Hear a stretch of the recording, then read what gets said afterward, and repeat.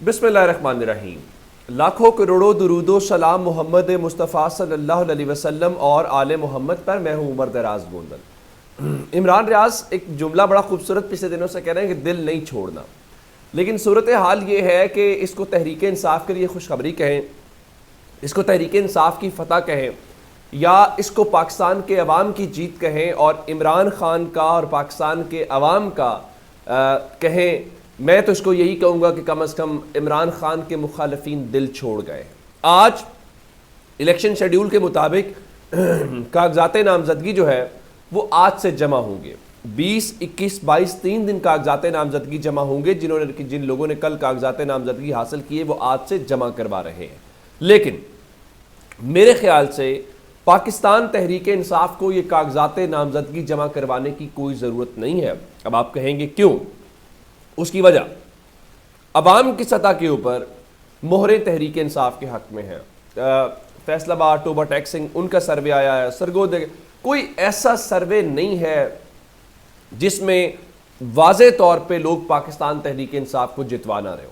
और ये कुछ सर्वे ऐसे नहीं है कि आप ये समझे कि कोई तहरीक इंसाफ सर्वे कर रही है, जिस तरह मुस्लिम लीग नून अपने तौर पे सर्वे जारी करती है, बल्कि वो जर्नलिस्ट जो बड़े क्रेडिबल माने जाते हैं, जो सर्वे के एक्सपर्ट्स हैं, जिस तरह अबी बकरम साहब की मैं बात हमेशा करता हूं, उन सब के सर्वेस ये बता रहे हैं कि हालात यकसर मुख्तलिफ हैं।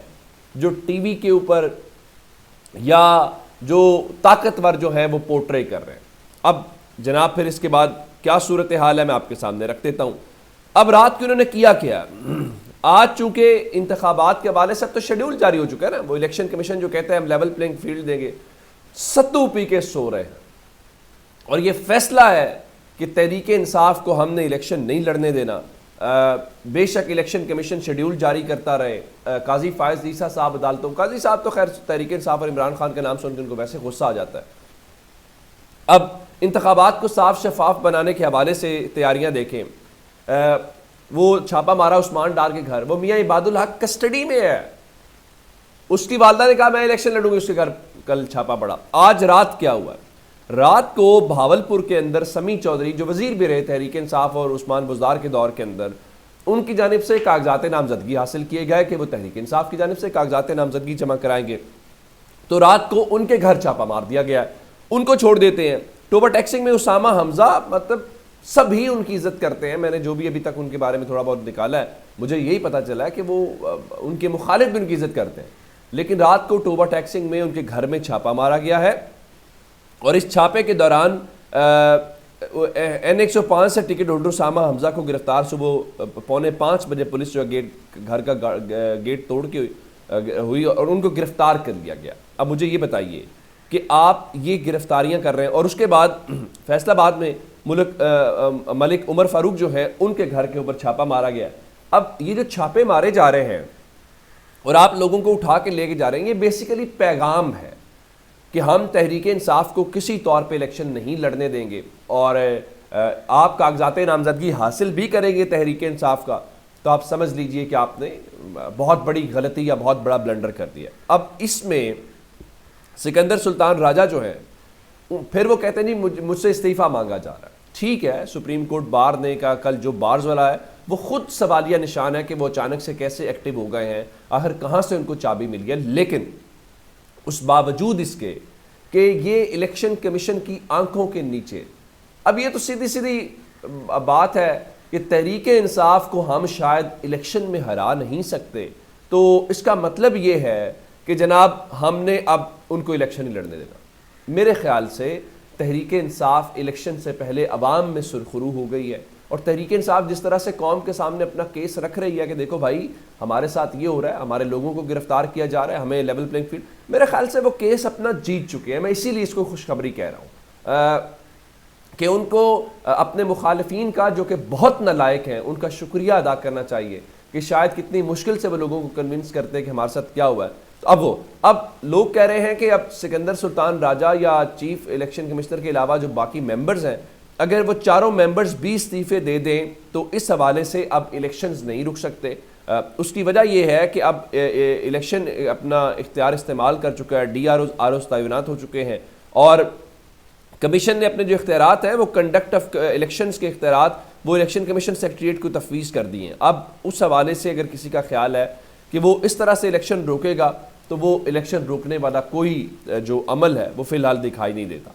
अच्छा, एक जानिब तहरीक इंसाफ के साथ ये हो रहा है और दूसरी जानिब ज़रा देखिएगा वो जो लाडले हैं या जिनको लेके आने की बातें हो रही हैं उनकी नाअहलियाँ ख़त्म करने के लिए आज सुप्रीम कोर्ट ऑफ पाकिस्तान ने पब्लिक नोटिस जारी किया है और इस पब्लिक नोटिस में बताया गया जी कि वो जो नाअहली है उसमें तजाद दूर करने के लिए 2 जनवरी 2024 को इस सिलसिले में वो होगी समाअत होगी, तो जो मुतासरीन हैं वो जामे जवाब जमा करा सकते हैं। यानी एक जानिब किसी एक शख्स को अकामोडेट करने के लिए सुप्रीम कोर्ट ऑफ पाकिस्तान बाकायदा पब्लिक नोटिस जारी कर रही है, यानी ये लाडला होने की भी आखिरी हद है। और दूसरी जानिब अवामी सतह के ऊपर एक सियासी जमात जो इलेक्शन लड़ना चाहती है उस सियासी जमात के साथ क्या सलूक हो रहा है। और अगर वो बात करेंगे तो काजी फायज ईसा साहब कहेंगे नहीं नहीं नहीं, ये जमहूरियत का दौर है, ये हालत पहले से बेहतर हो गई है। मेरे ख्याल से काजी फायज ईसा के बारे में जो लोगों का ख्याल था और काजी फायज ईसा साहब के होते हुए जो कुछ हुआ है, मेरे ख्याल से ये तारीख़ में कोई अच्छे अल्फाज के साथ नहीं याद रखा जाएगा कि उनके दौर में लोगों को उनकी सियासी वाबस्तगियाँ तब्दील करवाई गई हैं, लोगों की तज़हीक की गई है, चादर चार दीवारी का तकद्दुस पामाल किया गया।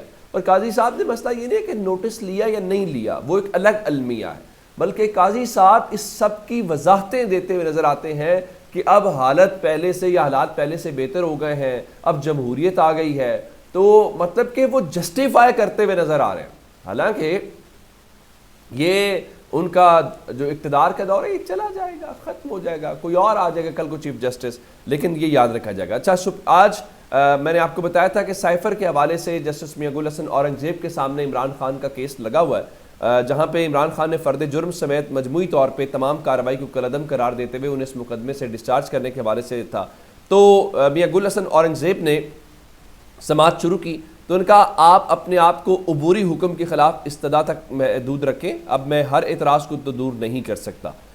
उसके बाद असल मामला ये था कि देखिए इमरान खान के ख़िलाफ़ ये जो ट्रायल हो रहा है, ख़ासकर जेल ट्रायल है, उस हवाले से अब उसके ऊपर जस्टिस मियां गुल हसन औरंगज़ेब ने तहरीक इंसाफ के वकील से पूछा कि क्या आपने जेल ट्रायल के ख़िलाफ़ तफसीली फ़ैसला पढ़ लिया है, जिस पे उन्होंने नफ़ी में जवाब दिया। तो जज साहब ने कहा देखें फैसला हाई कोर्ट की वेबसाइट के ऊपर अपलोड हो चुका है, आप पहले उसे पढ़ लें। तफसीली फ़ैसले में लिख दिया गया है कि जेल ट्रायल जो है वो किन हालात के अंदर हो सकता है, जिसके बाद उन्होंने इस समाअत को फ़िलहाल मुलतवी कर दिया।